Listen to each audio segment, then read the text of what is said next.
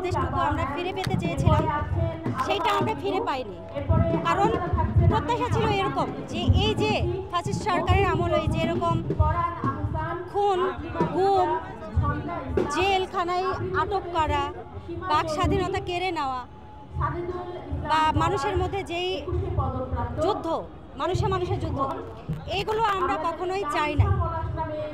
এই 1 বছরে যেটা আমি দেখেছি যে আমরা হয়তো কথা বলার স্বাধীনতা একটু পেয়েছি, তারপরে পুরোটা বলবো না পাইছি, যে যতটুকু কথা বলার স্বাধীনতা পেয়েছি কিন্তু তার থেকে বেশি এখন নিজেদের মধ্যেই যুদ্ধ হচ্ছে বেশি।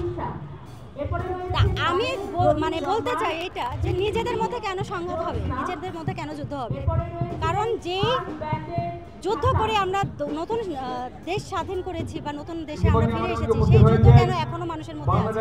আমরা নিজেদের মধ্যে যুদ্ধ না করে নিজেরা একটা ভালো পদক্ষেপ নেই, আমরা ভালো চিন্তা করি, নিজেদের মধ্যে সম্পর্কগুলো ভালো রাখি, একটা ভালো কাজের জন্য সবাই মিলে একজোট হয়ে কাঁধে কাঁধ মিলিয়ে সবাই কাজ করি একসঙ্গে, তাহলেই তো আমরা ভালো কিছু আশা করতে পারি, ভালো কিছু পাবো। Thank you. উজ্জ্বল ভাইকে একটু ডাকবেন। উজ্জ্বল ভাই।